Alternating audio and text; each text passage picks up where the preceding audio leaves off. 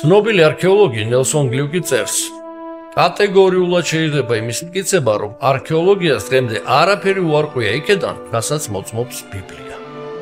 კიდევ ერთი გამოჩენილი არქეოლოგი უილიამ ოლბრაიტი წერდა: ეჯგარეშეა არქეოლოგია დღემდე აგრძელებს იმის დამოწმებას, რომ ბიბლიაში აღწერილი ფაქტები ემთხვევა რეალურ ისტორიას.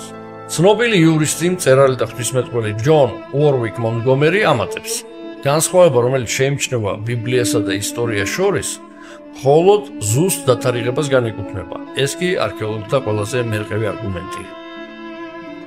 ასე რომ, არქეოლოგიამ უდიდეს სამსახური გაუწია ბიბლიას. თავიდან წარმოგვისახა მთელი რიგი ხალხებისა, მწვრეთი დაღადგინა დღემდე უცნობი ტომები, ქვეყნები და ქალაქები.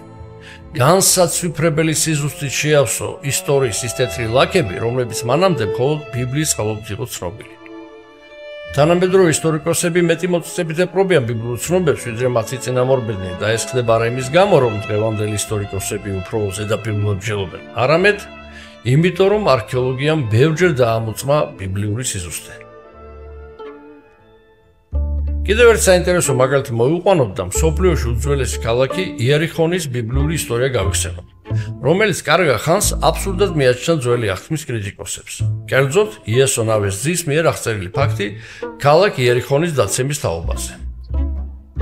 უთხრა უფალმა იესოს: ირგვლივ შემოვარეთ ქალაქს ყველამ, ვისაც ბრძოლა შეუძლია. ერთხელ დაარტყით წრე, ასე აკეთეთ 6 დღის მანძილს. 7-მა მღვდელმა ატაროს ვერძის ხის 7 ბუკი კიდობნის წინ. მე-7 დღეს 7 გზის შემოვარეთ ქალაქს და მღვდლებმა სცენ ბუკებს. მე-7 ჯერზე, როცა ეკი დააყვილეს მღვდლებმა, უბრძანა იესომ ხალხს: დაეცით ყიჟინა, რადგან ხელში ჩაგიგდოთ უფალმა ქალაქი. ახმაურდა ხალხი და დააყვილეს ბუკებს.